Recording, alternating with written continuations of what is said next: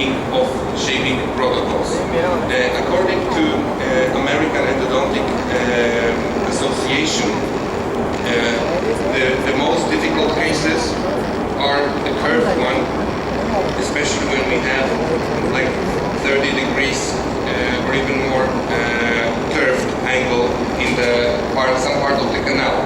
The best classification of this is the Schneider classification, and the easy cases are when the angle between the main canal axis and apical line is smaller than 10 degrees.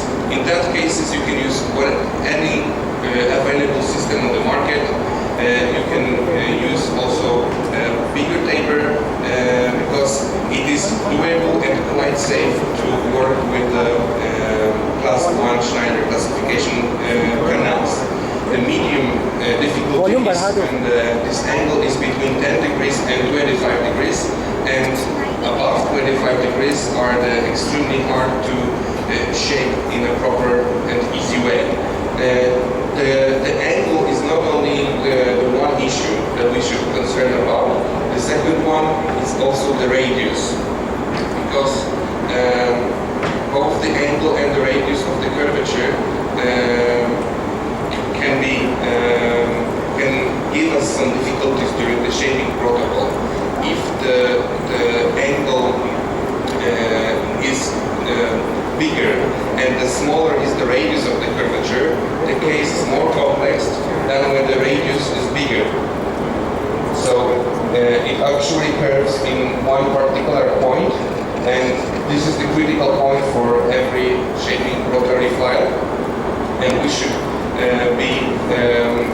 check with the hand files if the canal is curved or not. We shouldn't say, comparing endodontic files to cars, that there is the best car in the world, because it depends what we expect from the car. If we expect speed, some Formula 1 bolide will be the best car. If we expect capacity, some kind of the truck will be the best car. If we expect or want to ride with some curvy roads, we need some SUV or Jeep or something. This is the same situation with the root canals.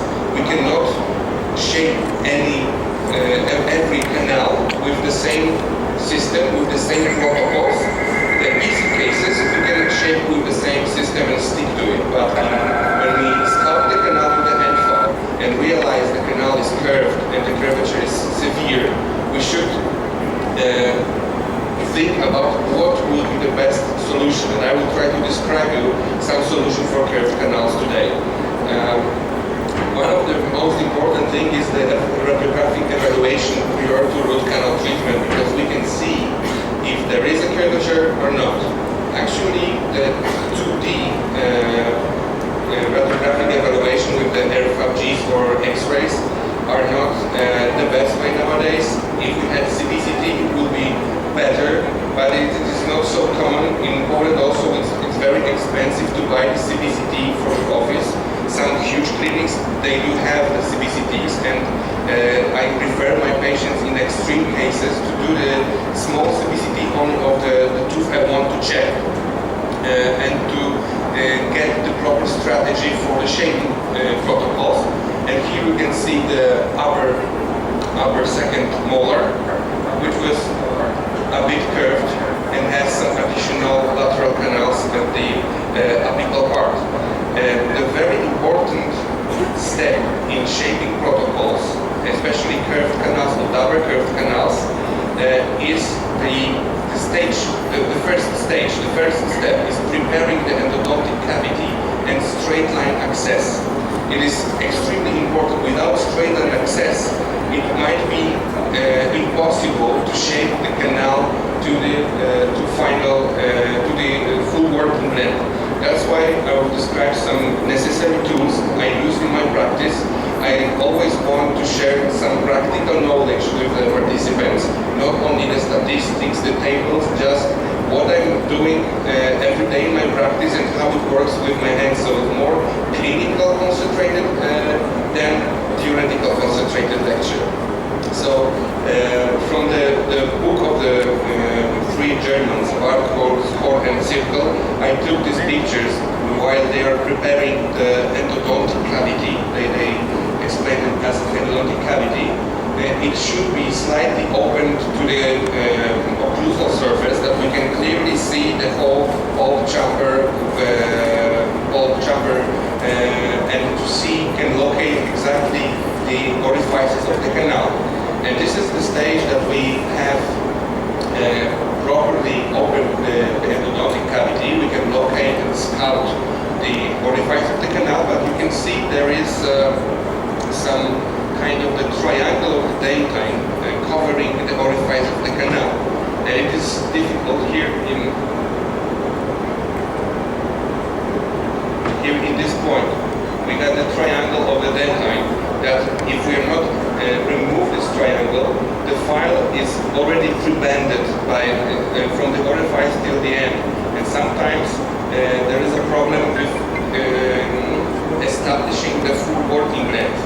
When we remove this triangle of dentine, here the authors show us with the Gates-Gleidenberg, but we got also some openers in nine-type files.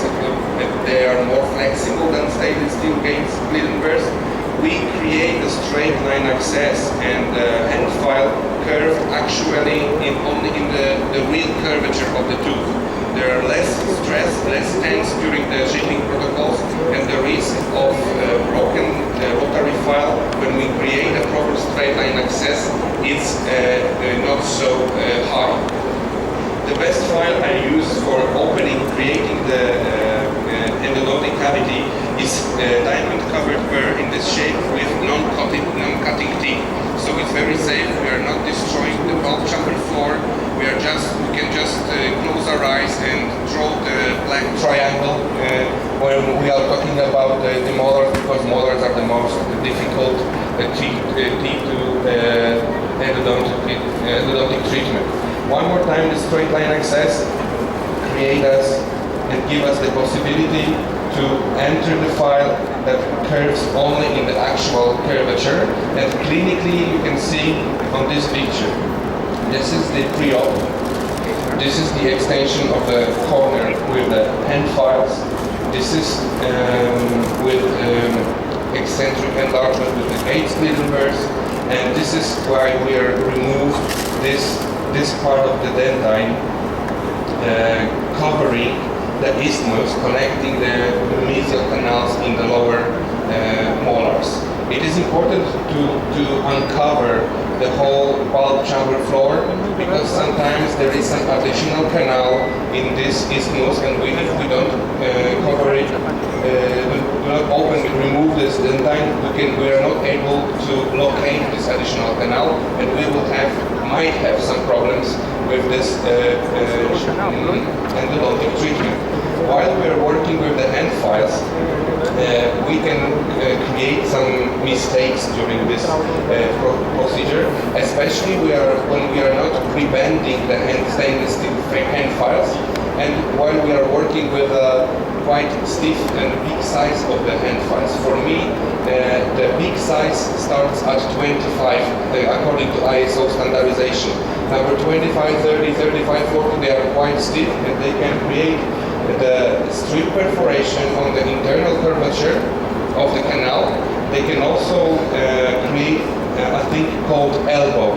It is the situation when the main constriction of the canal is not at the end of the canal but a few millimeters above.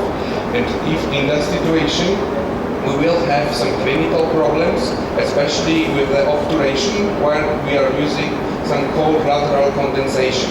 We will not be able to condense the cold gutta percha here.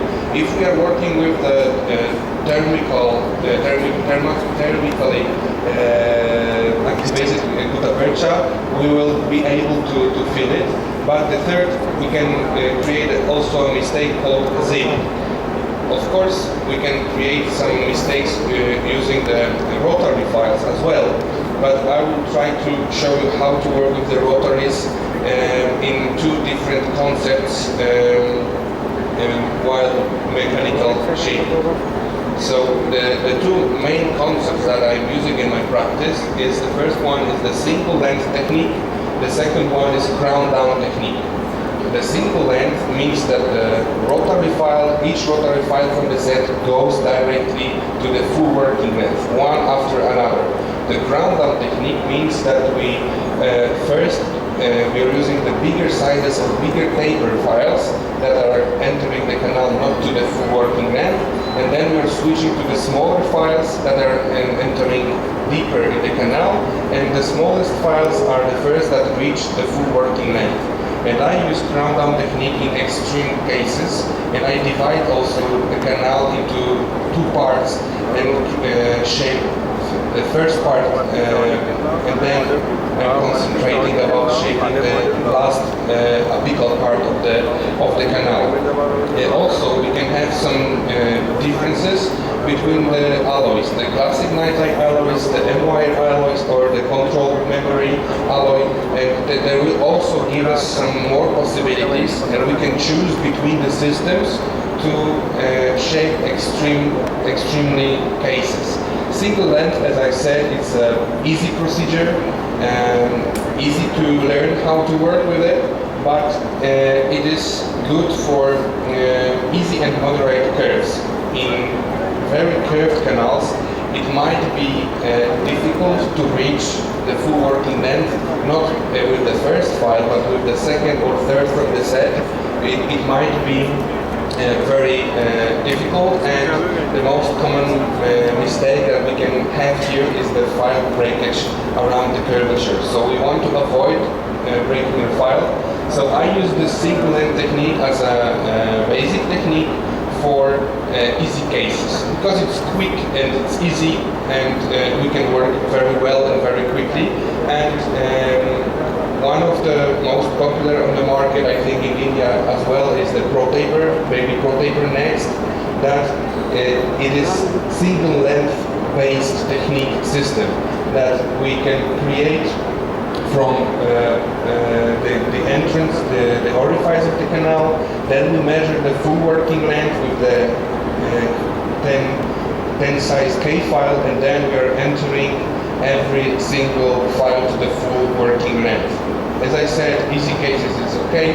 In more curved, we need to be more sophisticated in our shaping protocol and use some other techniques. I don't recommend this technique in curved canals. As you can see on this preoperative X-ray, this tooth, the upper second molar, even on this X-ray, it doesn't look that we might have some problems. That's why I decided to use the ProTaper Next and the single length technique. But I also check the X-ray examination with the file that I'm sculpting the canal. The first file that I introduce into each canal will give us the information, is the X-ray correct, is the canals are easy or not.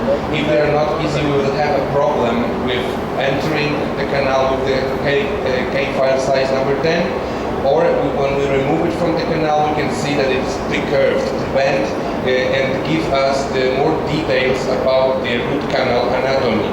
So in this case, it was quite easy. The curves are moderate.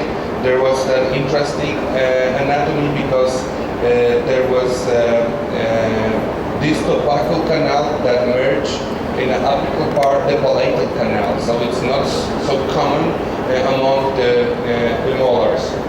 But in more complex cases than this, I recommend, as I said, the crown down technique because it's much more safer. We are enlarging the coronal part first. We are doing the coronal reflaring with the files, and then we're entering in the most difficult part while the upper part of the canal is already shaped and prepared. We also create the straight line access, and it is better to use smaller files and smaller tapered files working around the curvatures.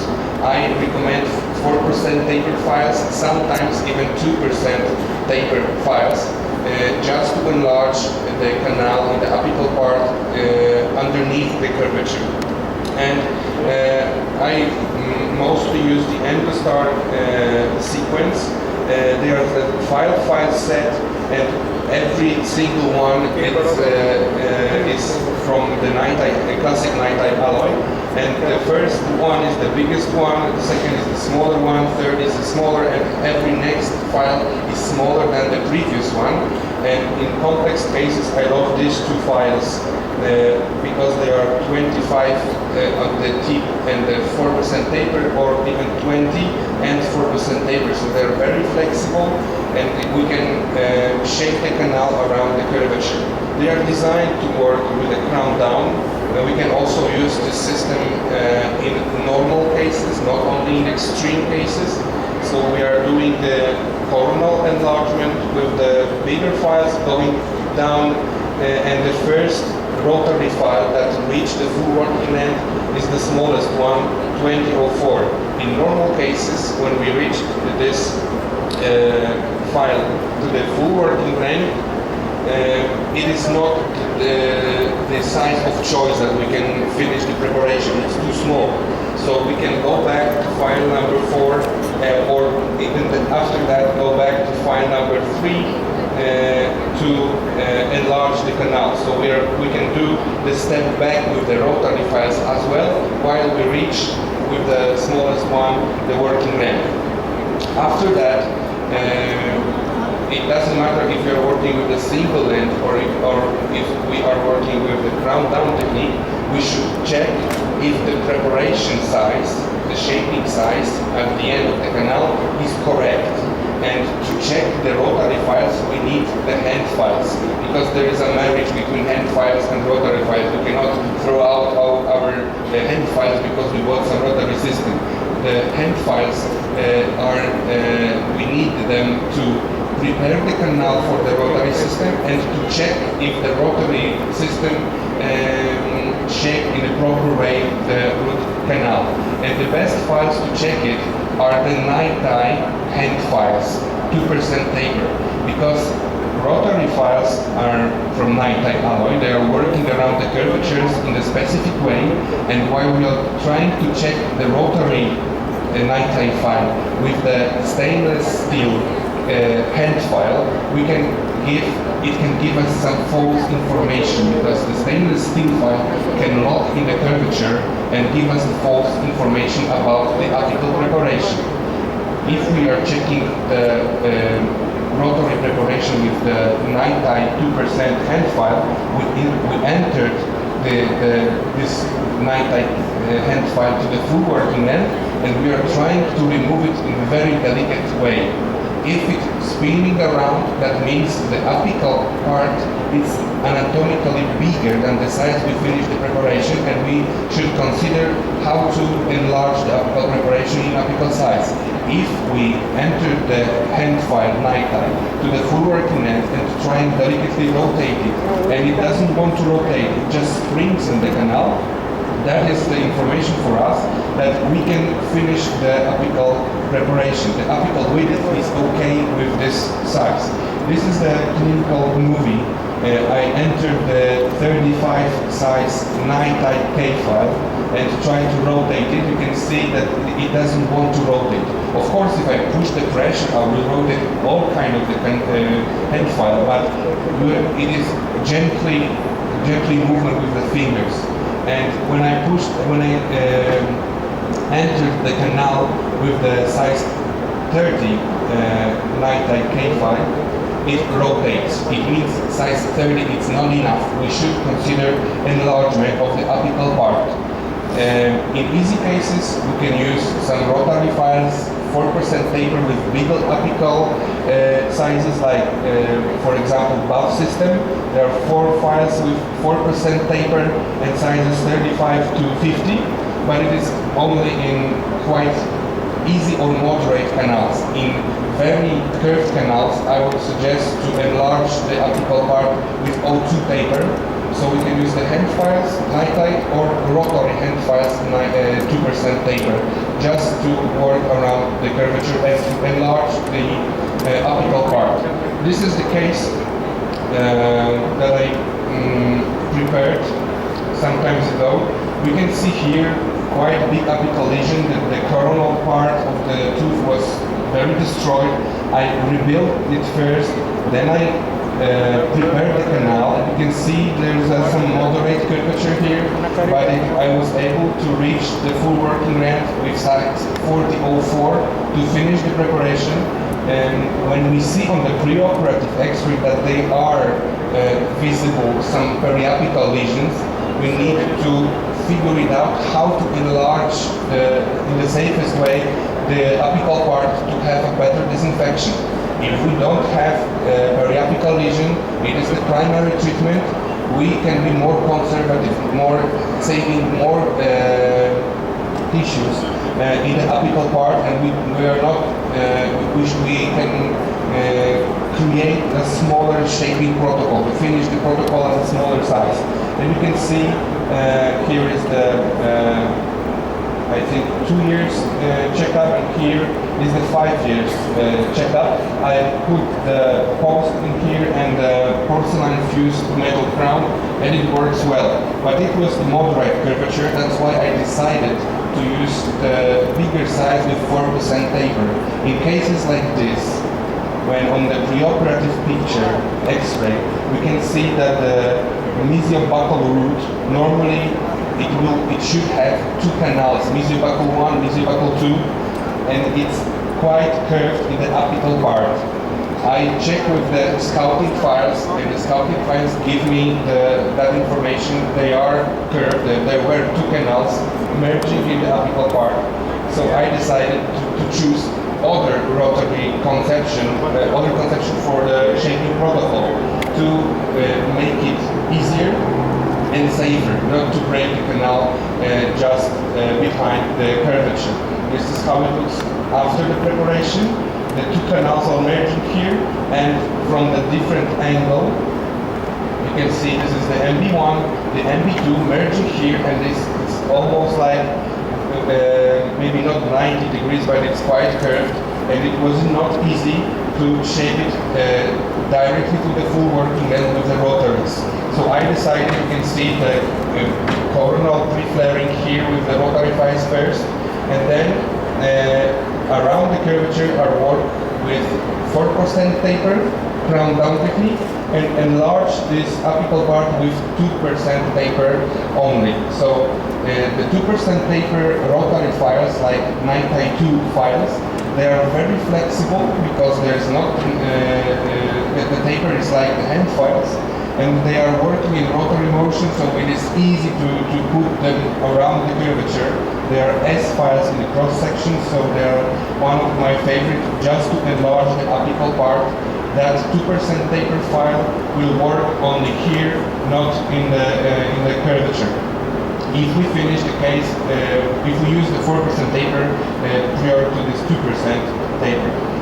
This case requires some approach that will give us the best possibility to disinfect the apical part, because we can see periapical lesion on the preoperative X-ray. We can clearly see the triangle of dentin that is here nearby the orifice, so we need to remove it, create a straight line access, and then we will be able to finish the proper preparation, 4% taper. And it was quite easy to gain the apical size 35 and 4% taper. So you can see the canal is curved, but we are able to do this if we are thinking and taking the strategy according to the canal. Sometimes we can even have some different strategies in the same tooth for the one root and for the one canal and for the another canal, because they might be completely different. So the question, what is the best rotary system, is not a proper question. There are no the best rotary system. The technique and the concept, the strategy is the best for this case. For another case, completely different strategy will be better. We can have possible failures during root canal treatment according to the torsional loading or cyclic fatigue. And the torsional loading occurs if the file binds in the canal and the torque set on the handpiece is too high and the micromotor is still rotating the file even if it binds in some point. That creates huge stress and file break in the canal. So this is the end that binds in some part of the canal, and torque is still spinning around the rest of the file. While we are working with the crown down technique, it is not so easy to bind the file because the coronal part is shaped in the first way, then we are concerning about the apical part. The second mistake is according to the cyclic fatigue, and it is the result of continued forces being placed on an instrument that operate around the curvature. If the canal is more curved, we can have the possible of the breakage of the file is higher, and this is the best picture explaining this. This is the file working around the curvature. From the inner side of the curvature, there is a compression of the file, and in the outer part of the same file, in the same point, we've got a tension. So the file should not work around the curvature, and we shouldn't stop it for 1 or 2 or 3 seconds. The file should move around all the time to move this point from one part to another, not to stay just in one point. It is called the packing motion with the rotary files, and the packing motion is quite safe not to have the failures like here. This is the pre-operative X-ray that the patient was sent to my office, and I took the X-ray and I see 2 broken files. I was able only to remove 1 broken file from the MB canal, and I wasn't able to reach another file, so I decided to bypass this broken file, and this is the 2 angles of the same X-ray after the shaping protocol and after obturation. So this is the curved canal, and more difficult, more complex than curved canal is double curved canal. It's called S-shape because it looks like S letter, and these cases, the S-shaped cases, are for me the most challenging cases ever. I divide each S-shaped canal into 2 parts and work around the first curvature in the first step, and then try to measure the full working length and finish the preparation around the second curvature. So I divided the preparation into 2 parts, and this is the case of the second upper premolar with 2 canals in S shape. This is how it looks after the preparation from one angle and another angle. So they are completely separate canals in S shape, and it was very difficult to keep their natural S shape and enlarge the canal, not to strain too much, not to remove the dentine tissue from the internal part of the curvature, because it is risky. We can create with the rotary files as well the strip perforation. That's why when we see the S-shaped canal, we should think about 4% tapered files or even 2% tapered files for the shaping protocol. 6% will be too stiff and can create the strip perforation. This is the funny movie I prepared for the lecture about my shaping protocol with classic or N-wire NiTi files in a plastic block in S shape. As I said, I divide the protocol into 2 parts. First part is like 3 out of 4 of the full working length, and then the second one is just the enlargement of the apical part. And this is that funny movie. This is the plastic block.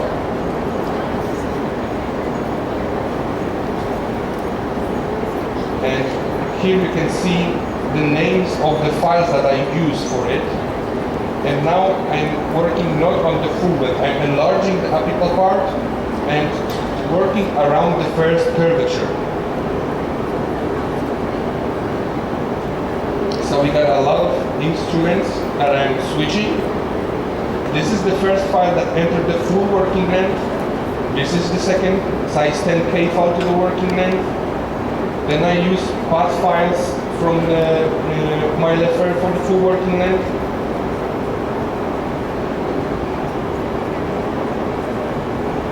Now I use ProTaper S1 from MyLeffer, then S2.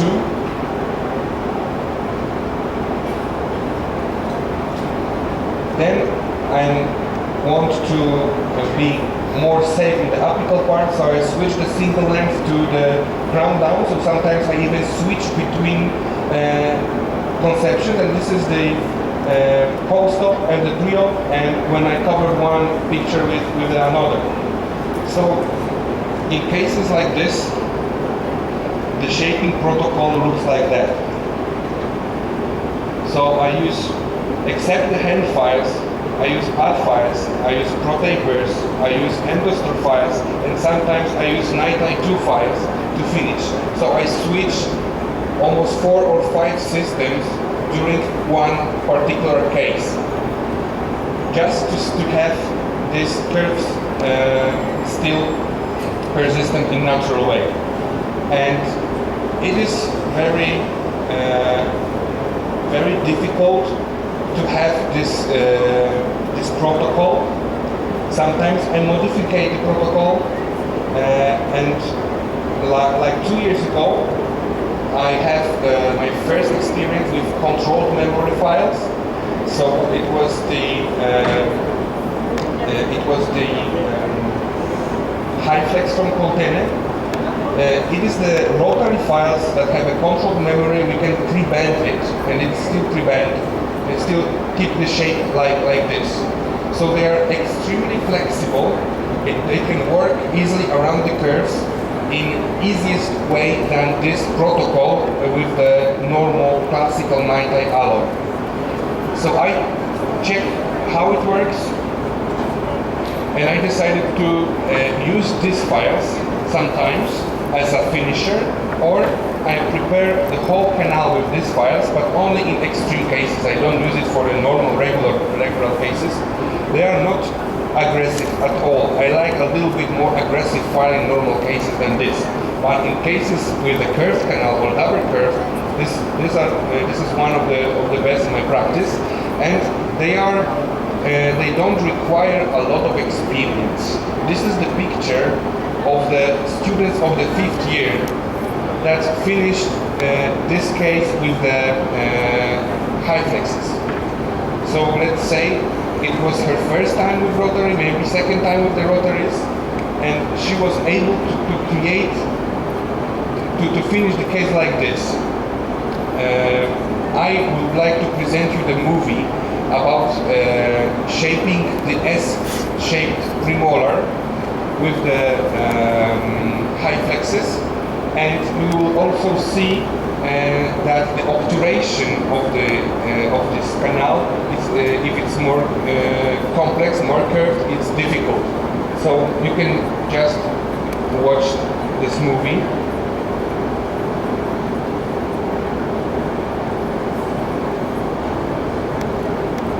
This is the premolar. One root is very short, second one is longer and in S shape.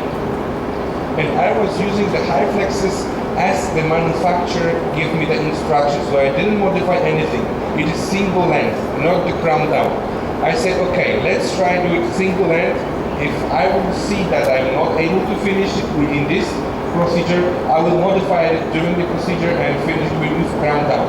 I said, I will believe in the manufacturer and check if it's okay. So I was just entering the whole sequence of the endostars of the HyFlexes. You can see that they are sometimes it goes that it's curved because it was in the curved canal, and you can also see here in the mirror the packing motion. That means that I'm moving all the time the file, not keeping it in one point, or rotating around. Next lecture is mine. So to whom I should be pen drive? Doing the packing motion one after another. Do you have seats there in the front? Checking and controlling Do we have seats to sit there in the under the front? microscope. The next file. It's okay, I will come in then. Another canal. Then I'm doing the apical patency, so I'm trying to keep the apical part of the canal patient without any debris, debris that can lock the canal.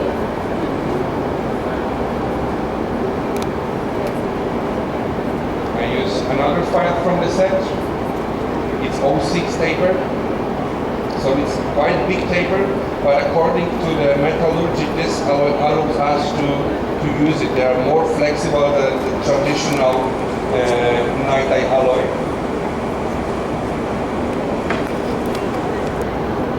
You can see like snake movement of the file.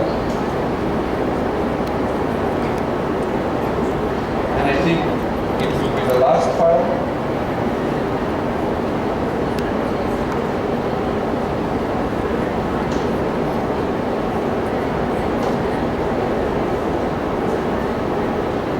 So it keeps the shape of the canal. Then I'm doing the apical patency just before the final irrigation protocol and before the obturation. And you can also see the shape of the canal on the K file size number 10. Then after the final irrigation, I just measure and fit the master cones. I am working with the continuous wave of obturation, so I thermically activate the gutta percha cone inside the canal with the hot plugger, and then I inject the gutta percha to the rest of the canal. Now I place the master cone, and you can also see how the hot plugger tip is curved because of the S shape of the canal.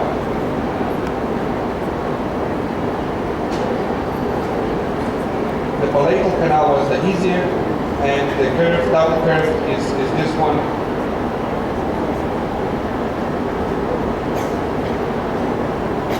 Activated. Introduce the hot plugger tip 4 mm short than full working length. Then I inject the gutta percha from the gun for the rest part of the canal. Compact it with the cold plugger.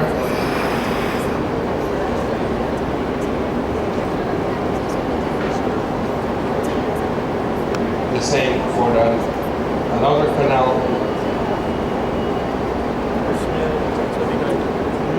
And this is how the hot plugger tip is look like, and this is the post-op. The first post-op and a different angulation. So we can see there is a problem. The anatomy is very difficult, but I'm just keeping the manufacturer's advice how to work with that controlled memory files. And I use it sometimes as a finisher, sometimes I use from the beginning till the end. So I would like to finish this presentation, and I would like you to have your mind open and choose the proper strategy for each canal. Don't bind to the producers, to the products, because they are changing all the time, all over the world. Just the strategy of the shaping protocol is good, but sometimes even with great instruments, huge knowledge and experience, we can just look at the pre-operative X-ray and have a smile. You can look like, here it's from Zerodonto, it looks like a dancing teeth, and you can also see there is some broken file in the canal. But I think even the surgeon will have a huge problem to remove this tooth and all these roots, and I don't believe there is any rotary system or reciprocating system or whatever to fight with this double curved canal. So one more time, thank you for this presentation. I'm still sorry for the quality of it, but I hope you enjoyed. If you have any questions, feel free to ask. And one more time, you can check my cases on Facebook page of my blog, perfendo.blogspot.com. Me